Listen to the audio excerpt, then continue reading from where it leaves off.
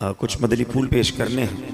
یوں سمجھیے اس کا آغاز تو درود پاک کی اس فضیلت سے ہی ہو چکا کہ جو سکرات کا وقت ہے، جو موت کی سختیاں ہیں، کیا ہم اسے یاد رکھتے ہیں؟ ایک ایسی حقیقت ہے کہ جسے ہم بھول جاتے ہیں. زندگی میں ایسے زندگی گزار رہے ہوتے ہیں کہ جیسے مرنا ہی نہیں ہے. تو آج اسی حقیقت پر کچھ مدنی پھول پیش کروں گا. اللہ کرے کہ فکر آخرت اور آخری جو سفر ہے اس کی تیاری کا ہمارا ذہن بن جائے. حجت الاسلام امام محمد بن محمد غزالی علیہ رحمت اللہ الوالی لکھتے ہیں، بنی اسرائیل میں ایک بڑا مغرور شخص تھا. ایک بند کمرے میں تھا. بڑے لوگ ہوتے ہیں نا، ان کے کمروں میں ہر کسی کو آنے کی اجازت نہیں ہوتی. گارڈز، آگے سیکرٹری، اجازت کے بغیر کوئی نہیں آ سکتا. اور ان کو اس بات پر بعض اوقات بڑا غرور بھی ہوتا ہے، فخر ہوتا ہے کہ میری ٹیریٹری میں کوئی پیر نہیں رکھ سکتا. اچانک کمرے میں ایک شخص داخل ہوا. اس مغرور شخص نے زور سے چلا کر کہا، کون ہو؟ کیسے آ گئے میرے کمرے میں بغیر اجازت؟ تمہیں پتہ نہیں میں کون ہوں؟ میں اس واقعے کا خلاصہ عرض کر رہا ہوں. تمہیں اجازت کس نے دی میرے کمرے میں آنے کی؟ تو کہتا ہے کہ مجھے اس گھر کے مالک نے اجازت دی ہے اور میں وہ ہوں جسے کوئی روک نہیں سکتا.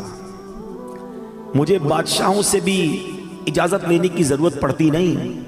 مجھے کسی کا دبدبہ ڈرا نہیں سکتا اور نہ ہی مجھ سے کوئی بچ سکتا ہے. اور جب یہ باتیں سنی نا اس مغرور شخص نے، جس کا سٹائل ہی الگ ہوتا تھا، جو بڑے چلا کر بڑے غصے میں لوگوں سے باتیں کرتا تھا، اب اس کا جو غصہ ہے وہ نیچے آ گیا. اب ہے کون یہ تو بتائیں، کہیں آپ ملک الموت تو نہیں؟ اللہ اکبر. اب حضرت ملک الموت نے کہا، ہاں میں ملک الموت ہوں. مجھے کوئی دروازہ نہیں روک سکتا، مجھے کوئی گارڈ، مجھے کوئی کر و فر کہیں بھی جانے سے نہیں روک سکتا. اب وہ کہتا ہے کہ حضور تھوڑی سی مہلت مل سکتی ہے. اگر آپ میری روح قبض کرنے آئے ہیں تو کچھ دن، کچھ گھنٹے تو دیجئے نا. مجھے تو پتہ ہی نہیں ہے. مجھے کچھ توبہ کرنی ہے، کچھ نیکیاں کرنی ہیں، کچھ نیک اعمال کرنے ہیں. اب ملک الموت نے فرمایا کہ تمہاری سانسیں پوری ہو چکی ہیں، اب تمہارا وقت اینڈ ہو چکا ہے. تو کہا اچھا پھر یہ تو بتائیں، اگر میری روح قبض کریں گے تو مجھے لے کر کہاں جائیں گے؟ تو ملک الموت نے فرمایا، اس مقام پر جہاں تو نے اپنے اعمال بھیجے ہوئے ہیں، جس طرح کے اعمال کیے ادھر لے کے جاؤں گا. کہ حضور میں نے تو نیکیاں نہیں کی، کوئی اچھا گھر بھی تیار نہیں کیا ہے. ملک الموت نے فرمایا کہ پھر تمہیں بھڑکتی آگ کی طرف لے کر جائیں گے جو تیرا گوشت نوچ لے گی. یہ کہہ کر ملک الموت نے اس کی روح قبض کر لی. وہ مردہ ہو کر گر پڑا. گھر میں کوہرام مچ گیا، رونا دھونا مچ گیا. اس واقعے کے جو راوی ہیں حضرت یزید رکاشی رحمت اللہ تعالی فرماتے ہیں، اگر ان سوگواروں کو اس کے برے انجام کا پتہ چل جاتا تو اس سے زیادہ رونا دھونا مچاتے. اب میرے پیارے اسلام میں سوچئے، یہ ہمارے ساتھ بھی تو ہونا ہے نا. کبھی دفتر میں بیٹھے ہوں گے، کبھی گھر میں لیٹے ہوں گے، پتہ نہیں کبھی کہاں ہوں گے، اور اچانک ملک الموت آ جائیں گے اور ہماری روح قبض کر لی جائے گی. کوئی چانس نہیں ملے گا. جس کو مرنا ہو کیا وہ ایسے جیتا ہے جیسے ہم جی رہے ہیں؟ وہ شاعر لکھتے ہیں نا، جب اس بزم سے اٹھ گئے دوست اکثر اور اٹھتے چلے جا رہے ہیں برابر. ذرا غور تو کیجئے نا، آپ کے رشتہ داروں میں سے کتنے لوگ چلے گئے، آپ کے پڑوسیوں میں سے کتنے لوگ چلے گئے، ارے آپ کی عمر کے دوستوں میں سے کتنے لوگ چلے گئے. بلکہ میں تو ان لوگوں کو بھی جانتا ہوں کہ جن کی عمر مجھ سے کم تھی، وہ بھی دنیا سے چلے گئے. دھڑا دھڑ لوگ جا رہے ہیں. جب اس مذہب سے اٹھ گئے دوست اکثر اور اٹھتے چلے جا رہے ہیں برابر. یہ ہر وقت پیش نظر جب ہے منظر، یہاں پر تیرا دل بہلتا ہے کیوں کر. جگہ جی لگانے کی دنیا نہیں ہے، یہ عبرت کی جا ہے تماشا نہیں. ہم کیوں نہیں سوچتے کہ ہمیں مرنا ہے؟ ہم کیوں نہیں سوچتے کہ ہمیں دنیا سے جانا ہے اور ادھر جانا ہے، اور ادھر کی ہم تیاری نہیں کرتے۔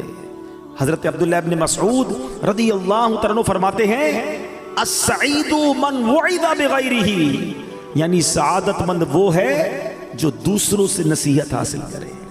ہمیں نصیحت حاصل کرنی چاہیے نا کہ یار فلاں کا انتقال ہو گیا، میری باری آنے والی ہے۔ کبھی جنازہ پڑھتے ہوئے، کبھی قبرستان میں مردے کو قبر میں اتارتے ہوئے، کبھی مسجد کا اعلان سنتے ہوئے کہ جناب فلاں کا رضائے الہی سے انتقال ہو گیا، ہم کیوں نہیں سوچتے میرا نام بھی اسی اسپیکر سے اعلان ہوگا کہ ان کا بھی رضائے الہی سے انتقال ہو گیا ہے۔ دوست، احباب، گھر والے کچھ دیر آنسو بہائیں گے، کچھ دیر یاد کریں گے، مگر پھر جنازہ اٹھے گا۔ وہ بھی نصیب والے ہوتے ہیں جن کا گھر سے جنازہ اٹھتا ہے۔ بعض اوقات تو ایسی جگہ موت آتی ہے کہ لوگوں کو کفن بھی نہیں ملتا ہے، قبر بھی نہیں ملتی ہے۔ اللہ سے دعا کرتے ہیں کہ اللہ عافیت والی موت عطا فرما، کٹنے والی، پھٹنے والی، جلنے والی، ڈوبنے والی موت سے محفوظ فرما، ہے عافیت والی ہو، کلمے والی ہو۔ اللہ کریم ہے نا، میرے رب سے تو مانگ سکتے ہیں نا۔ ہم اللہ سے مانگتے ہیں کہ مولا ہمیں زندگی بھی شان والی عطا فرما، موت بھی شان والی عطا فرما، ایمان والی عطا فرما، کلمے والی عطا فرما، عبرت والی موت نہ دینا مالک کہ مرنے کے بعد لوگ کہیں کہ دیکھو باتیں تو بڑی بڑی کرتا تھا، اس کی موت کیسی ہوئی ہے۔ اللہ ایسی موت سے ہم سب کو محفوظ فرمائے، برے خاتمے سے بچائے۔ خدایا برے خاتمے سے بچانا، خدا جب نکلے دم یا الہی، پڑھوں کلمہ جب نکلے دم یا الہی۔ آج کل تو لوگ قبرستان میں جا کے ہنسی مذاق کر رہے ہوتے ہیں، قبرستان میں جا کر موبائل فون پہ کاروبار چل رہا ہوتا ہے، ادھر میت دفنائی جا رہی ہے، ادھر آپس میں دوست کل کی پلاننگ کر رہے ہوتے ہیں۔ قبرستان عبرت کی جگہ ہے۔ قبرستان میں ہنسنے والوں کا کیا حال ہوتا ہے، آؤ میں آپ کو ایک واقعہ سناتا ہوں۔ خواجہ خواجگان، خواجہ غریب نواز، خواجہ معین الدین چشتی اجمیری، خواجہ غریب نواز نے ایک واقعہ سنایا کہ ایک مرتبہ میں اور شیخ اوحد کرمانی رحمت اللہ تعالی علیہ سفر پر تھے۔ ہماری ملاقات ایک بوڑھے میاں سے ہوئی۔ وہ بزرگ تھے اور یاد الہی میں انتہائی مشغول تھے۔ کہتے میں نے ایسا بندہ یاد الہی میں مشغول پہلے نہیں دیکھا تھا۔ میں نے ان سے سلام کیا، ہاتھ ملایا تو معلوم ہوا کہ ان کے ہاتھ پر تو گوشت ہی نہیں ہے، اتنا کمزور، اتنے دبلے پتلے تھے۔ تو خواجہ صاحب کہتے ہیں کہ میرے دل میں خیال آیا کہ یہ اتنے کمزور کیوں ہیں۔ اس سے پہلے کہ میں سوال کرتا وہ روشن ضمیر تھے، میرا سوال جان لیا۔ کہتے ہیں کہ میں ایک دن اپنے دوست کے ساتھ قبرستان گیا، تھوڑی دیر ہم قبر کے پاس بیٹھ گئے، آپس میں باتیں ہونے لگی جیسے دوستوں میں باتیں ہوتی ہیں۔ کہتے ہیں اتفاقاً ایسی بات ہوئی کہ مجھ سے کہہ کہا لگ گیا، زور سے ہنس پڑا۔ اسی وقت قبر سے آواز آئی، اے غافل، جس کو ایسا مقام درپیش ہو اسے ہنسی سے کیا کام۔ کہتے ہیں جو ہی میں نے وہ آواز سنی میں اٹھ کھڑا ہوا، جو دوست میرے ساتھ تھا میں نے اسے الوداع کہا، مسجد میں آ گیا، بیٹھ گیا، مجھ پر ہیبت طاری ہو گئی، قبر سے آواز آئی تھی نا۔ کہتے ہیں میں قبرستان میں ہنسا، مجھ پر ایسی غفلت آ گئی کہ میں قبر کے پاس جا کر ہنسنے لگا۔ کہتے مجھے اتنی شرمندگی محسوس ہوئی، وہ دن ہے اور آج کا دن ہے، 40 سال ہو گئے میں نے شرم کے مارے آسمان کی طرف منہ نہیں کیا ہے، اور میں اس بات سے ڈر رہا ہوں کہ قیامت کے روز اللہ کی بارگاہ میں کیسے منہ دکھاؤں گا، کیا منہ لے کر جاؤں گا۔ اے میرے پیارے اسلامی بھائی، قبرستان عبرت کی جگہ ہے، مذاق مستی اور دنیاوی باتیں کرنے کی جگہ نہیں ہے۔ آپ کو پتہ ہے کہ سیدنا عثمان غنی رضی اللہ تعالیٰ عشرہ مبشرہ میں سے ہیں، ذو النورین ہیں، اور 2 بار نبی پاک سے جنت خریدی ہے، ایسی عظیم ہستی ہیں۔ مگر جب آپ قبرستان جاتے تھے نا، آپ کی اتنا روتے تھے کہ آپ کی داڑھی آنسوؤں سے تر ہو جاتی تھی۔ لوگ کہتے ہیں آپ اتنا کیوں روتے ہیں؟ آپ کے سامنے کبھی حشر کی بات بھی ہوتی ہے، جہنم کا ذکر بھی ہوتا ہے، اب اتنا نہیں روتے۔ قبر کی بات ہوتی ہے یا آپ قبرستان جاتے رونا شروع کر دیتے ہیں۔ کتنی کمال کی بات کی آپ نے فرمایا قبر ہی پہلی منزل ہے۔ جو پہلی منزل میں کامیاب ہو گیا نا وہ آگے بھی کامیاب ہو گیا، جو ادھر ہی پکڑا گیا پھر آگے اور مشکل ہے نا۔ फर्स्ट एंट्री टेस्ट है, समझ लो, हैं? कब्र में जाते ही इम्तिहान होगा ना, कब्र में जाते ही सवालात होंगे। अगर सवाल के जवाब दे दिए, अच्छा मजे की बात देखें, या स्टूडेंट भी बैठे होंगे, इम्तिहानात भी होते रहते हैं, स्टूडेंट कोशिश करते हैं किसी तरह पेपर आउट हो जाए, पता चल जाए इम्तिहान में कौन सा पेपर आएगा। अच्छा जब पेपर आउट नहीं होता तो क्या करते हैं, पिछले 5 साल पेपर लेके बैठे होते हैं, यार इनमें से कोई सवाल आएगा, इनकी तैयारी कर लो। कमाल देखो कि ये कैसा पेपर है कि जिसके सवाल पहले से ही आउट हैं, सवाल भी आउट है, जवाब भी बता दिए गए कि 3 सवाल होने हैं। कब्र में जाने के बाद हर बंदे से सवाल होगा, मर रब्बुका, तेरा रब कौन है, मा दीनुका, तेरा दीन क्या है। और फिर एक प्यारा सा चेहरा दिखाया जाएगा और पूछा जाएगा, मा कुंत तकूलु फी हादर रजुल, कि इस मुबारक चेहरे वाली हस्ती के बारे में दुनिया में क्या कहा करता था। और तीनों सवालों का जवाब हमें पता है, मर रब्बुका, रब्बी अल्लाह, अल्लाह हमारा रब है ना, है? माँ दीनु का, दीन यल इस्लाम, दीन मेरा इस्लाम है। और हमें पता है किसका चेहरा दिखाया जाएगा, क्या कहेंगे, हुआ रसूलुल्लाह सल्लल्लाहु अलैहि वसल्लम, ये तो मेरे आका जनाबे रसूलुल्लाह सल्लल्लाहु अलैहि वसल्लम है। मगर ये इतना सिंपल नहीं है। हाँ, सवाल भी पता है, जवाब भी पता है। अब मैं आपको आओ एक कंपैरिजन समझाता हूँ। मेरे बच्चों, जो खास तौर पे स्टूडेंट्स हैं, बल्कि जितने भी लोग हैं, सबने दुनिया के इम्तिहान कभी ना कभी दिए होंगे। What is the difference between worldly examination and examination of the grave? दुनिया के इम्तिहान और कब्र के इम्तिहान का मैं फर्क आपको समझाता हूँ। दुनिया का इम्तिहान जब भी होगा, डेट पहले से पता होगा, ऐसा ही है ना, 2 महीने बाकी हैं, 3 महीने बाकी हैं, फला तारीख को मैथ्स का पेपर होगा, फिर उर्दू का होगा, फिर साइंस का होगा, जो भी पेपर है, पेपर के टॉपिक्स भी पता है, डेट्स भी पता है, ठीक है। जैसे जैसे इम्तिहान करीब आएगा हम तैयारी बढ़ाते जाते हैं। कल सुबह पेपर है, रात नींद नहीं आती, ऐसा ही है। सेकंड, दुनिया का पेपर जब भी दे दे, आप पेपर देते हैं, रिजल्ट कुछ दिनों बाद या कुछ महीनों बाद आता है, ठीक है। तीसरी बात, पेपर में फेल हो गए, एक चांस मिलता है, क्या कहते हैं उसको, सप्लीमेंट्री पेपर या जिमनी इम्तिहान है, कि चलो यार फेल हो गए, दोबारा दे दो। अच्छा उसमें भी फेल हो गए, फिर क्या होगा, मैक्सिमम क्या हो जाएगा, 1 साल और पढ़ना पड़ेगा ना। 8वीं का इम्तिहान दिया, पास नहीं हुए, चलो भाई 8वीं दोबारा पढ़ लो, 9वीं दोबारा पढ़ लो। ये 4 बातें याद रखिएगा। डेट पहले से पता है, ठीक है, ताकि तैयारी कर ले। सेकंड, इम्तिहान के बाद रिजल्ट काफ़ी दिनों बाद आता है, और एक आधा पेपर, एक आधा सवाल रह गया तो सप्लीमेंट्री का मौका है। चौथा, अगर फेल ही हो गए तो फिर क्या होगा, आपको 1 साल पढ़ना पड़ेगा। एक 5वां भी मसला है जो आजकल ज़्यादा है, कि दुनिया के इम्तिहान में थोड़े पैसे देकर, थोड़ी रिश्वत देकर, माद अल्लाह, ये चीटिंग करके भी लोग पास हो जाते हैं, ऐसा ही है। ये 5 बातें याद रखना। अब मुझे सच बताओ, इस इम्तिहान की टेंशन कितनी होती है। जिसको देखो, हर बच्चा, इम्तिहान के दिनों में हम भी जाते हैं ना बयान करने, मस्जिद के इमाम साहब के पास भी पर्ची आ रही होती, बच्चों के इम्तिहान हो रहे, दुआ कर दे। हर बच्चा मिल रहा होता है, नौजवान मिल रहा होता है, हज़रत पेपर दिए, दुआ कर दे। टेंशन ऐसा ही है ना। अब बताओ तुम्हें इस इम्तिहान की इतनी टेंशन है।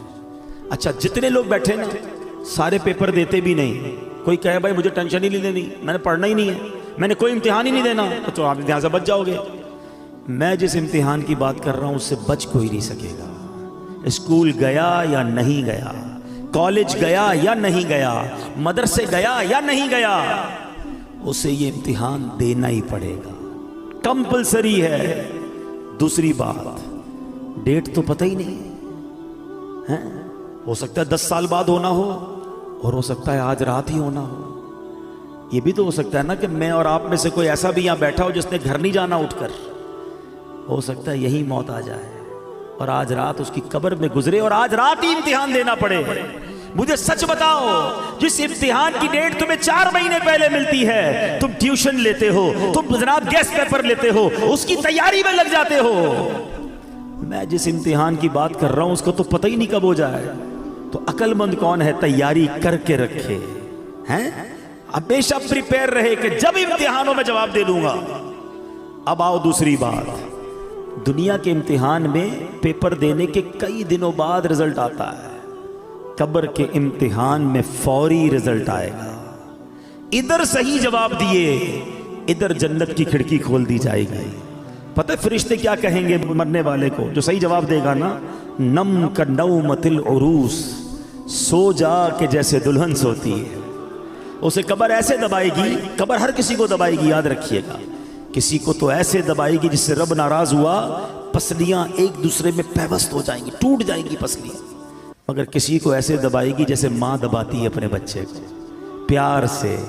اور جس نے غلط جواب دیا، جو جواب نہ دے سکا، انتظار نہیں ہوگا، اسی وقت قبر میں جہنم کی کھڑکی کھلے گی، آگ برسا دی جائے گی اور قبر اسے تہس نہس کر دے گی۔ تیسری بات، کوئی سپلیمنٹری نہیں ہے، ارے فرشتوں سنو سنو، غلطی ہو گئی، ایک جواب غلط ہو گیا، رکو رکو دوبارہ جواب دینا ہے، نہیں، اونلی ون چانس، ٹھیک ہے؟ اچھا ادھر کانسیکوینسز کیا تھے؟ ادھر نقصان کیا تھا کہ ایک بار فیل بھی ہو گیا تو کیا مسئلہ، 1 سال پڑھنا ہے نا، ادھر فیل ہو گئے تو اب قیامت تک مار پڑنی ہے، اب تو رب ناراض ہو گیا نا، اب تو سانپ ہیں، بچھو ہیں، کیوں نہ روئیں عثمان غنی رضی اللہ تعالیٰ عنہ، خدا کی قسم اس سے مشکل امتحان کوئی اور نہیں ہے، مگر عقل تو دیکھو ہماری کہ دنیا کے امتحان، دنیا کے انٹرویو، دنیا کی آڈٹ رپورٹ، دنیا کا ٹیکس رپورٹ، ارے کوئی ہم سے رپورٹ مانگے گھبراہٹ شروع ہو جاتی ہے، ایک رپورٹ قبر میں جا کر دینی ہے، ایک ٹیسٹ دینا ہے، کیسے جواب دو گے؟ اب آتا ہوں ایک اور بات کی طرف، آپ کہیں اپنے تو جواب یاد کرا دیے، اب تو ہم دے دیں گے، نہیں، یہ ایسا نہیں ہے کہ جس کو جواب یاد ہے وہ جواب دے دے گا، پھر تو سب کو یاد ہے نا۔ اس دن جس سے رب راضی ہوگا، جو ایمان سلامت لے کر قبر میں جائے گا، وہ تو انشاءاللہ جواب دے دے گا، اور عاشق رسول تو سبحان اللہ، عاشق رسول تو موت کا انتظار کرتا ہے، اس کو پتا ہے کہ آقا کا قبر میں دیدار ہونا ہے۔ اعلیٰ حضرت فرماتے نا، جان دے دو وعدہ دیدار پر، ارے جان دو گے تو دیدار ہوگا نا، جان دے دو وعدہ دیدار پر، نقد اپنا دام ہو ہی جائے گا۔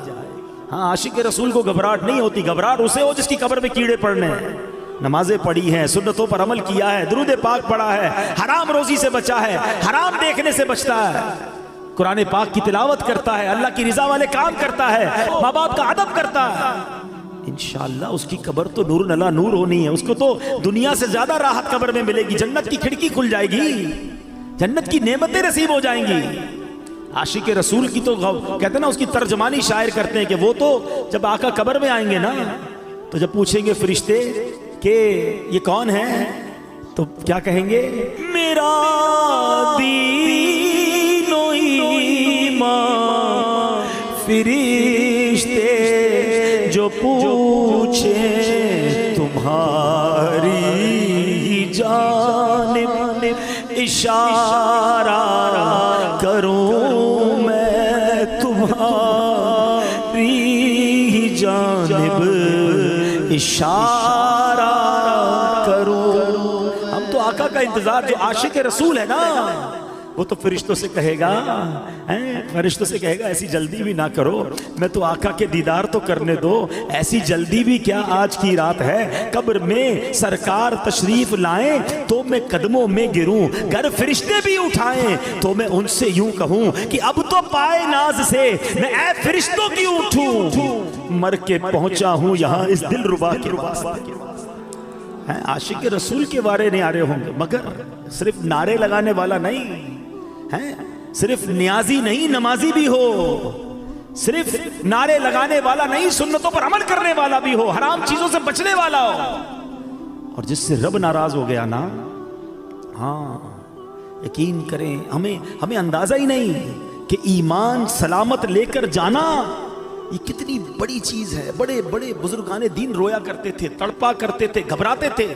شیخ احمد سیوستانی رحمت اللہ تعالی علیہ موت اور قبر و آخرت سے متعلق بہت فکر مند رہتے تھے، جب بھی ان کے سامنے موت کا ذکر ہوتا، قبر کی بات ہوتی، گھبرا جاتے، ہیبت طاری ہو جاتی، بدن کانپنے لگتا، اتنا روتے کہ ان کو دیکھ کر لوگ رونے لگ جاتے، اور پھر فرماتے اے عزیزوں جسے موت آنی ہے، جس کے پیچھے ملک الموت ہیں، جس نے قیامت جیسا ہولناک دن دیکھنا ہے، اس سے نیند اور ہنسی سے کیا واسطہ، ایسا آدمی فضولیات میں کیسے مشغول ہو سکتا ہے؟ پھر فرماتے اے عزیزوں قبروں میں لیٹے ہوئے مردے چونٹیوں اور سانپوں کی گرفت میں ہیں، مٹی کے قید خانے میں بند ہیں، اگر تمہیں ان کا حال معلوم ہو جائے تو کھڑے کھڑے نمک کی طرح پگھل جاؤ۔ اے عزیزوں، جا کر موت کی تیاری میں لگ جاؤ، وہ دن ہم سب کو پیش آنے والا ہے، شاید ہم اپنا ایمان سلامت لے کر جانے میں کامیاب ہو جائیں۔ اب حضور خواجہ غریب نواز نے یہ واقعہ سنایا اور خود خواجہ غریب نواز رونے لگے۔ فرمایا اس ذات کی قسم جس کے قبضے میں میری جان ہے، اس دن سے لے کر آج تک مجھ پر موت اور قبر کی ہیبت طاری ہے اور میں اندر ہی اندر گھلتا جا رہا۔ یہ کون کہہ رہا ہے؟ خواجہ خواجہ، وہ ہستی جن کے ہاتھوں پر 90 لاکھ غیر مسلم مسلمان ہوئے ہیں۔ وہ کہتے ہیں میں اندر گھل رہا ہوں موت کی فکر سے، قبر کی فکر سے۔ ہم نے دین کا کوئی کام کیا نہیں، ہم نے گناہوں کے انبار لگائے ہوئے ہیں، مگر ہماری ہنسی ختم نہیں ہوتی ہے، ہماری غفلتیں ختم نہیں ہوتی۔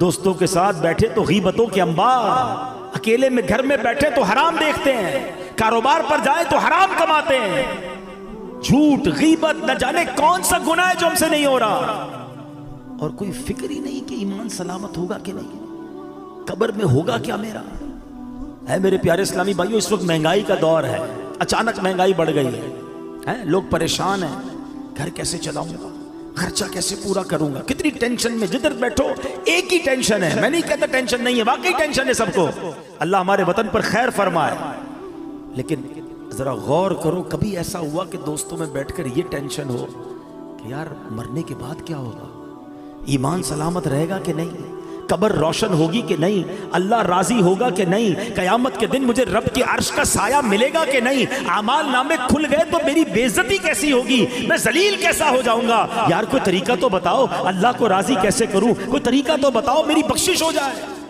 Nobody talk about it، کوئی بات ہی نہیں کرتا، کسی کو لگتا ہے فکر ہی نہیں ہے۔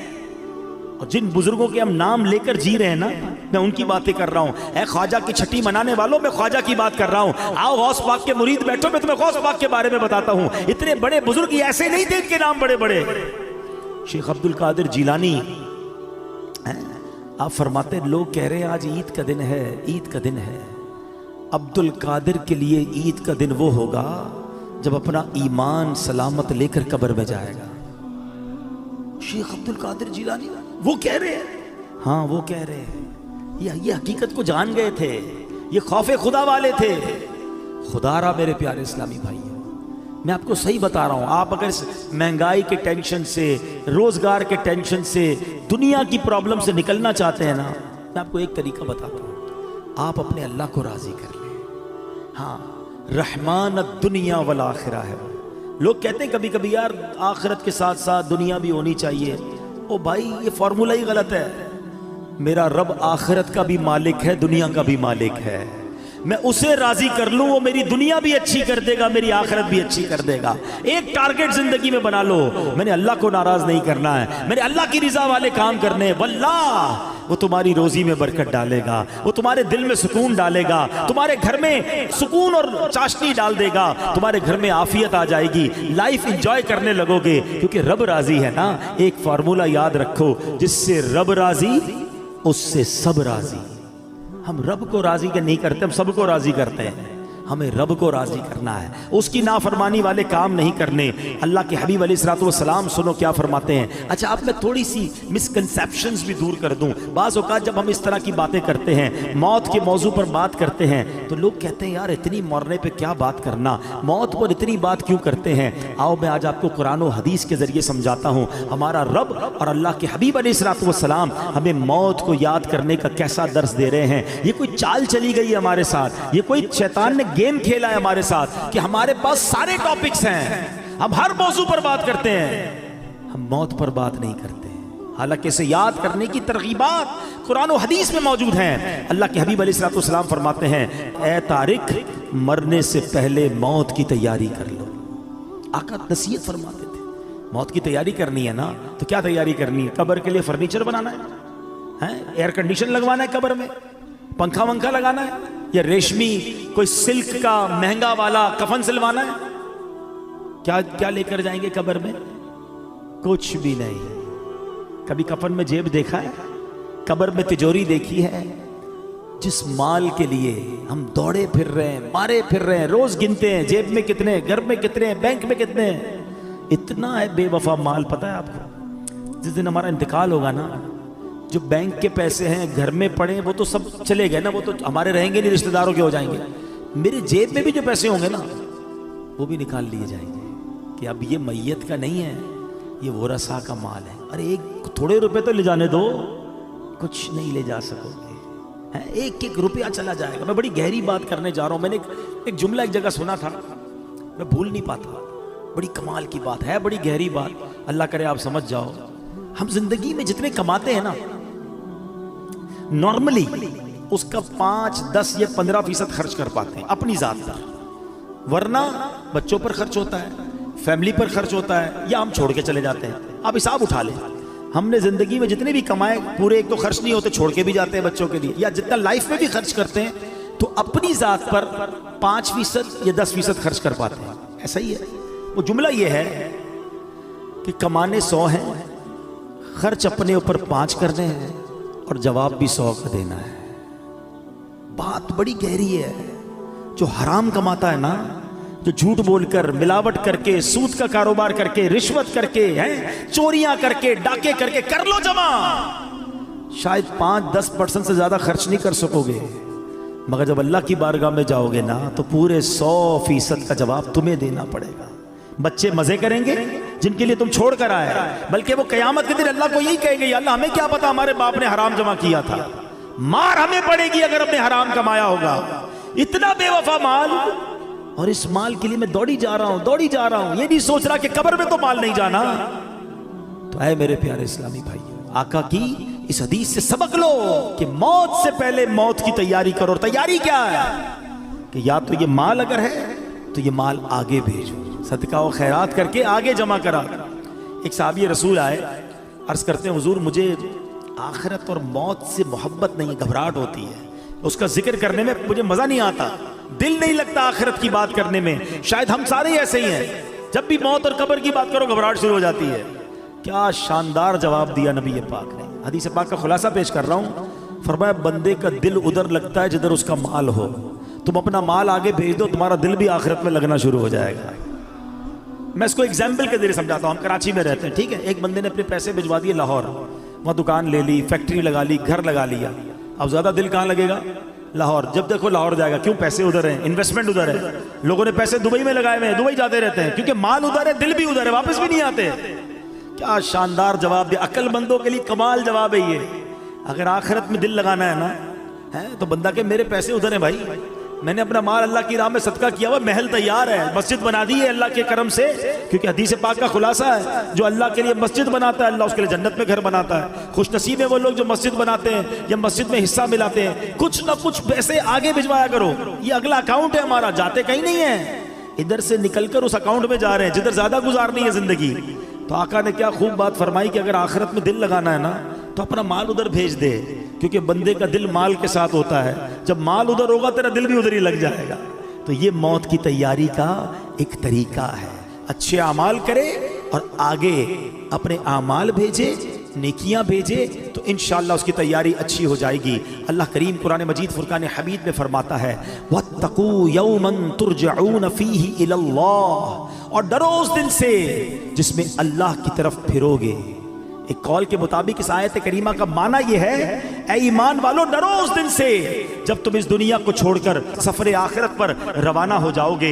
اے میرے پیارے اسلامی بھائیوں، اللہ کریم قرآن مجید میں فرماتا ہے وَلَا تَنْسَ نَصِيبَكَ مِنَ الدُّنْيَا، اور دنیا میں اپنا حصہ نہ بھول. اب کون سا حصہ ہے ہمارا دنیا میں؟ سنیں اس آیت کی تفسیر میں علماء نے فرمایا اس سے مراد کفن ہے.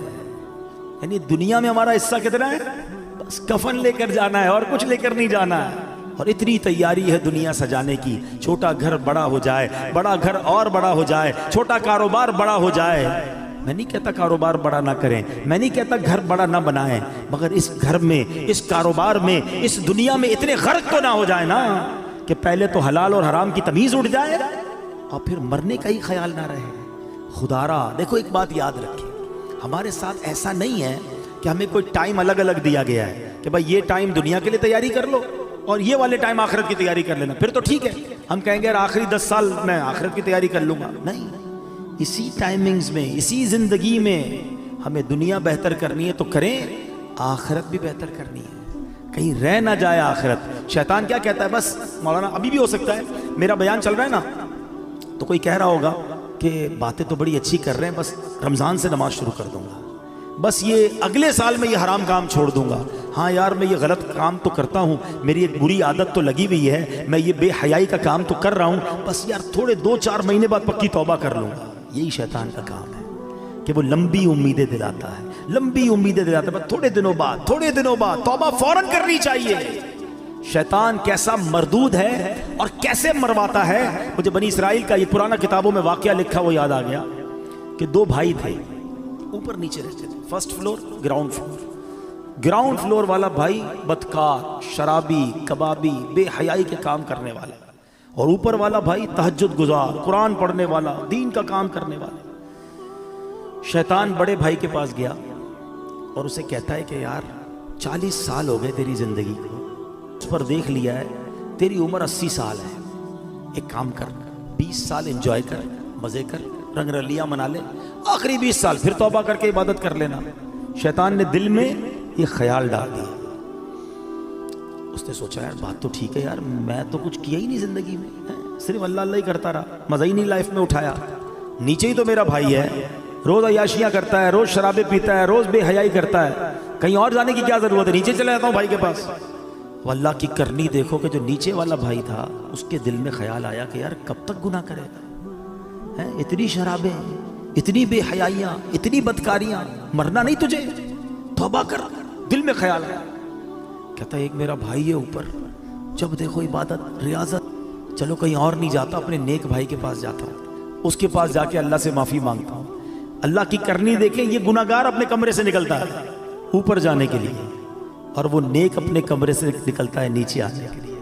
جب وہ سیڑھی پہ آتا ہے نا اوپر والا، اس کا پیر پھسلتا ہے، لڑکتا ہوا نیچے والے بھائی پہ گرتا ہے، دونوں بھائی نیچے گرتے ہیں، دونوں کا انتقال ہو جاتا ہے. اب پتہ ہے فیصلہ کیا ہوتا ہے؟ اوپر والا گناہ کے لیے چل پڑا تھا، نافرمانی کے لیے چل پڑا تھا، فرمایا اس کی نیکیاں برباد کر دی جاتی ہیں. اور یہ گناہگار توبہ کے لیے چل پڑا تھا، اللہ سے دوستی کرنے چل پڑا تھا، شرمندگی تھی دل میں، فرمایا یہ چلنا جو ہے اس کا اللہ کی بارگاہ میں ایسا قبول ہوا اس کے سارے گناہ معاف کر دیے جاتے ہیں. ہائے ہائے ہائے، یہ ہے میرے رب کی رحمت. ہم کتنے ہی گناہگار کیوں نہ ہو، چل تو پڑو یار، توبہ کے راستے پہ چل پڑو نا، اسے راضی کرنے کے راستے پہ چل پڑو یار. کب تک سوچتے رہیں گے، کب تک نمازیں قضا کرتے رہیں گے، کب تک جھوٹ بولتے رہیں گے، کب تک حرام کماتے رہو گے، کب تک ماں باپ کو ستاتے رہو گے، کب تک جوا کھیلتے رہیں گے، کب تک شراب اور بے حیائی کے کام کرتے رہو گے. اے میرے اسلامی بھائیو، بڑا قریب ہے، یقین کرو بڑا قریب ہے. ہم واقعی گناہگار ہیں. کبھی کبھی جب اپنے گناہوں پہ نظر جاتی ہے نا تو بڑا شرم آتی ہے، بنے گا کیا، اتنی بے حیائیاں ہیں اور ایسی بے غیرتی ہے کہ دنیا دیکھے تو گناہ نہیں کرتے، مگر رب دیکھ رہا ہوتا ہے، اکیلے میں ہم گناہ کر جاتے ہیں. یہ خیال کیوں نہیں آتا کہ اللہ دیکھ رہا ہے؟ یہ خیال کیوں نہیں آتا کہ مجھے مر کر اللہ کی بارگاہ میں جانا ہے، لوگوں نے کیا بگاڑنا ہے میرا؟ یہی بات تو اعلیٰ حضرت نے سمجھائی ہے نا کہ جس نے سزا دینی ہے اس کے گناہ کرتے ہوئے شرم نہیں آتی، لوگ دیکھتے اس کی شرم آتی ہے. فرماتے ہیں نا، چھپ کے لوگوں سے کیے جس کے گناہ، چھپ کے لوگوں سے کیے جس کے گناہ، وہ خبردار ہے کیا ہونا. وہ تو خبردار ہے، اسے تو پتا ہے، مگر دلاسا پتا ہے دل کو کیا ملتا ہے کہ وہ رب رحیم ہے، وہ رحمان ہے، وہ معاف کرنے والا ہے. بس ہم آ جائیں اس کی طرف. آج تو ویسے بھی جمعرات کی رات ہے، آج تو ویسے ہی مانگنے کی رات ہے، اور جب اجتماع مسلمین ہونا اس کی برکتیں ہوتی ہیں. ہمیں کیا پتہ یہاں اللہ کا کون سا ولی بیٹھا ہے.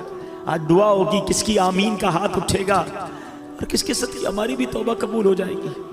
تو بس اب پیارے اسلام بھائی چل پڑو، بس اب ہمت کر جاؤ. بہت ہو گئی گناہ، بڑی ہو گئی نافرمانیاں، اسے راضی کرنا ہے اور توبہ کر لو. اور اس کی توبہ اتنی کمال کی، اس کی بارگاہ میں رحمت اتنی بڑی ہے کہ توبہ کرنے والے سے وہ بڑا خوش ہوتا ہے، سارے پچھلے گناہ معاف کر دیتا ہے. حدیث پاک میں ہے، التائب من الذنب کمن لا ذنب لہ، تو پھر کیوں نہ توبہ کریں، پھر کیوں نہ اللہ کی طرف رجوع لے آئیں۔ اب میں یہاں آخر میں اپنے بیان کے آخر میں یہاں یہ بھی بتاتا چلوں کہ جو یہ وسوسہ آتا ہے نا کہ یار موت کو یاد کرنا کیوں ضروری ہے، آؤ میں آپ کو پیارے آقا علیہ الصلوۃ والسلام کی حدیث بھی سناتا ہوں اور اس کے بعد پھر میں موت کو یاد کرنے کے کچھ فضائل بتاتا ہوں۔ اللہ کے حبیب علیہ الصلوۃ والسلام جب لوگوں کو موت سے غافل دیکھتے تو دروازے پر تشریف لاتے، دروازے کو 3 مرتبہ ہلاتے اور فرماتے اے لوگو، اے مسلمانوں، تمہارے پاس یقینی موت آئے گی اور وہ اپنے ساتھ وہ کچھ لائے گی جو اس سے لانا ہو، خبردار ہر کوشش کرنے والے کے لیے ایک انتہا ہے اور ہر کوشش کرنے والے کی انتہا موت ہے، پس کوئی پہلے جاتا ہے کوئی بعد میں۔ حضرت ابن ثابت رحمت اللہ تعالی علیہ فرماتے ہیں ایک مرتبہ بارگاہ رسالت میں صلی اللہ تعالی علیہ وسلم میں ایک بندے کا ذکر ہوا، صحابہ نے اس کی بڑی تعریف کی۔ اس پر پیارے آقا رسول ہاشمی صلی اللہ تعالی علیہ وسلم نے فرمایا وہ موت کو کیسے یاد کرتا ہے۔ ایک بندے کی تعریف کی گئی، آپ نے اگین کوسچن کیا یہ تو بتاؤ وہ موت کو کیسے یاد کرتا ہے۔ عرض کی گئی حضور اسے کبھی موت کا ذکر کرتے ہوئے سنا نہیں گیا۔ آقا علیہ الصلوۃ والسلام نے فرمایا پھر وہ ایسا نہیں ہے جیسا تم کہہ رہے ہو، یعنی بندہ اچھا وہ ہے جو موت کو یاد کرتا ہے۔ حدیث پاک میں ہے جسے موت کی یاد خوف زدہ کرتی ہے قبر اس کے لیے جنت کا باغ بن جائے گی۔ ہاں اکیلے میں بھی یاد کر کے آنسو بہایا کرو، موت کو یاد کیا کرو، کیونکہ یہ جو خوف ہے نا یہ قبر کے عذاب سے بچا لے گا، یہ قبر کے خوف سے بچا لے گا۔ جو ادھر بے خوف ہے کہیں ایسا نہ ہو قبر میں خوف زدہ ہو جائے، قبر میں عذاب میں گرفتار ہو جائے۔ بارگاہ رسالت میں عرض کی گئی یا رسول اللہ صلی اللہ تعالی علیہ وسلم کیا کسی کو شہداء کے ساتھ بھی اٹھایا جائے گا؟ کیسا سوال ہے، شہید کا کیا مرتبہ ہے؟ آقا نے فرمایا ہاں اس کو جو دن رات میں 20 مرتبہ موت کو یاد کرتا۔ یہ ترغیب ہے، ایسے نہیں دعوت اسلامی والے موت کی بات کرتے، تو حدیثوں میں ہے جو دن میں 20 بار موت کو یاد کرے فرمایا اس کو شہیدوں کے ساتھ اٹھایا جائے۔ حضرت انس بن مالک رضی اللہ عنہ سے روایت ہے سرکار دو عالم صلی اللہ تعالی علیہ وسلم نے فرمایا موت کو کثرت سے یاد کیا کرو کیونکہ وہ گناہوں کو زائل کرتی ہے اور دنیا سے بے رغبتی پیدا کرتی ہے۔ حضرت سفیان ثوری فرماتے ہیں ہمیں ایک بزرگ نے یہ بات بتائی کہ حضور انور صلی اللہ تعالی علیہ وسلم نے ایک شخص کو وصیت کی کہ تم موت کو کثرت سے یاد کیا کرو، وہ تمہیں دوسرے غموں سے آزاد کر دے گی، اور غموں سے بچنا ہے نا تو موت کو یاد کیا کرو۔ حضرت دقاق رحمت اللہ تعالی علیہ فرماتے ہیں جو موت کو کثرت سے یاد کرتا ہے 3 باتوں کے ذریعے اسے عزت دی جاتی ہے، رسپیکٹ پاتا ہے۔ غور سے سنو، فرمایا اسے توبہ کی جلد توفیق ملتی ہے۔ موت یاد ہوگی تو بندہ توبہ کرے گا نا کہ یار مر جاؤں گا توبہ کر لوں۔ دوسرا اسے قناعت کی دولت مل جاتی ہے، تھوڑے پیسوں میں بھی خوش رہتا ہے، زیادہ حل میں مزید نہیں ہوتا کہ یار مرنا ہے اب اور کیا کروں گا، ورنہ یہ بھی آ جائے وہ بھی آ جائے، اس کا بھی چھین لوں اس کا بھی لوٹ لوں۔ وہ قناعت کی توفیق مل جاتی ہے کیونکہ موت یاد ہوتی ہے۔ تیسری بات فرمائی عبادت میں چستی نصیب ہوتی ہے۔ فرض پڑھ کر بھاگنے کا جی چاہ رہا ہے، یار آج سنتیں نہیں پڑھتا، یار موت آنے والی ہے سنتیں پڑھ لے گا، چلو یار اب تو چلوں، یار مرنا ہے نفل اور پڑھ لوں، مغرب ہے تو اوابین پڑھ لوں۔ تو یہ جو موت یاد ہوگی نا تو عبادت میں چستی نصیب ہوگی۔ تسبیح نکالے گا تو رکھنے کو جی نہیں چاہے گا، ایک اور پڑھ لیتا ہوں یار ابھی کبھی بھی مر سکتا ہوں، یہ قبر میں کام آئے گا، قبر میں نور بن جائے گا۔ تو توبہ آسان، عبادت آسان اگر بندہ موت یاد رکھے۔ اور فرمایا کہ جو موت کو بھلا دیتا ہے وہ اپوزٹ اس کے 3 باتوں میں گرفتار کر دیا جاتا ہے۔ توبہ میں تاخیر کرتا ہے، یار بعد میں کر لوں گا ابھی تو جوانی ہے، ابھی تو شادی بھی نہیں ہوئی ہے، ابھی کیا توبہ کروں، مزے کر لوں پھر اللہ اللہ کروں گا۔ کیا جوان مرتے نہیں ہیں؟ شادی سے پہلے مرتے ہوئے نہیں دیکھا اپنے لوگوں کو؟ کبھی بھی جا سکتے ہیں۔ پھر فرمایا بقدرے ضرورت رزق پر راضی نہ ہونا، اور پیسے چاہیے اور پیسے چاہیے، کیونکہ موت تو بھول چکا ہے، حرام کماتا ہے، رشوت لیتا ہے، سود لیتا ہے، موت تو یاد ہی نہیں ہے۔ اور تیسرا فرمایا عبادت میں بھی سستی ہو جاتی ہے، بعد میں پڑھ لوں گا، اگلے جمعے سے نماز پڑھوں گا، رمضان سے نماز پڑھوں گا، اس سے پہلے مر گئے تو سوچئے موت کو یاد کرنا بہت سارے فائدے لاتا ہے۔ حضرت کعب الاحبار رحمت اللہ تعالی فرماتے ہیں جو موت کو پہچان لیتا ہے اس پر دنیا کے غم و مصائب آسان ہو جاتے ہیں۔ اے میرے پیارے اسلامی بھائیوں، امام حسن بصری رحمۃ اللہ تعالی علیہ نے فرماتے ہیں، نبی پاک نے صحابہ کرام سے پوچھا کیا تم سب جنت میں داخل ہونا چاہتے ہو؟ یہی سوال میں آپ سے کر لوں، سارے کہیں گے نا کہ ہم جنت میں جانا چاہتے ہیں۔ صحابہ نے کہا حضور جی ہاں یا رسول اللہ صلی اللہ تعالی علیہ وسلم۔ تو اللہ کے حبیب نے فرمایا اپنی امیدوں کو مختصر کرو، موت کو آنکھوں کے سامنے رکھو اور اللہ پاک سے حیا کا حق ادا کرو۔ اللہ کرے کہ یہ باتیں ہمیں یاد رہیں، ہم اپنی موت کی تیاری کی کوشش کرتے رہیں اور تیار رہیں۔ میں ایک مشورہ دیتا ہوں، ہم میں سے کسی کے پاس گارنٹی ہے کہ وہ 1 سال زندہ رہے گا؟ 1 مہینہ، اچھا 1 دن، آج صبح تک کوئی زندہ رہے گا؟ اس کی ہاتھ اٹھا دے۔ آگاہ اپنی موت سے کوئی بشر نہیں، سامان 100 برس کا ہے، پل کی خبر نہیں۔ اس کا مطلب ہمیں پتہ ہی نہیں کب مر جائیں، آج بھی مر سکتے ہیں نا، تیاری کب کرو گے؟ تیار رہنا پڑے گا۔ یعنی میں روزانہ ایسے جیوں کہ آج مر جاؤں پھر بھی اللہ راضی ہوگا، قبر جنت کا باغ بنے، ایسی لائف گزارنی ہے۔ تو ایسی لائف گزارنے کے لیے ہمیں اپنے شیڈول کو، اپنے لائف سٹائل کو بدلنا پڑے گا نا۔ ویسے بھی کراچی کے حالات ہمارے سامنے ہیں، ہمارے سامنے آئے دن کوئی حادثہ ہوتا ہے، خبر آتی ہے، ویڈیو آتی ہے کہ نوجوان دنیا سے چلا گیا۔ اللہ ہماری حفاظت فرمائے، ہماری جان، مال، عزت، آبرو، آل اور اولاد سب کی حفاظت فرمائے۔ لیکن ڈاکوؤں سے بچ گئے، چوروں سے بچ گئے، مرنا پھر بھی ہے، ہاں موت سے نہیں بچ سکتے۔ تیاری کر لو نا، تو آؤ مل کر آخرت کی تیاری کرتے ہیں۔ یقین کریں دعوت اسلامی سے بہت ساری وجوہات کی وجہ سے پیار ہے، مگر ایک پیار کی وجہ یہ بھی ہے کہ یار یہ کمال کا ماحول ہے، ہمیں پکڑ پکڑ کر آخرت کی یاد دلاتا ہے۔ ہم غافل ہو جاتے ہیں، کبھی رائٹ ہو جاتے ہیں، کبھی لیفٹ ہو جاتے ہیں، یہ پھر ہمیں ٹریک پہ لاتا ہے کہ کدھر جا رہے ہو۔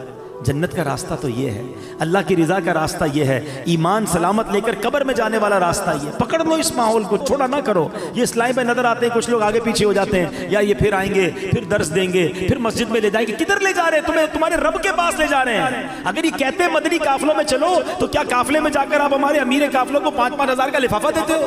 اس کا کیا فائدہ ہے؟ وہ اس لیے بلاتا ہے کہ 3 دن آؤ، اللہ کے گھر میں رہ کے رب کو راضی کر لو، قبر کی تیاری کر لو، قبر روشن کر لو، ان کا شکریہ ادا کیا کرو، ان سے بھاگا نہ کرو۔ یہ تم سے محبت کرتے ہیں، یہ تمہیں بلاتے اس لیے ہیں کہ آؤ ہم مل کر اپنی آخرت روشن کر لیں۔ دنیا تو گزر ہی جانی ہے، 50 60 70 سال ختم ہونے والی۔ یار ہم میں سے کئیوں کے بال سفید ہو گئے، کتنا جیئیں گے یار؟ اب تو مرنے والے ہیں، پتہ نہیں کب دنیا سے چلے جائیں گے۔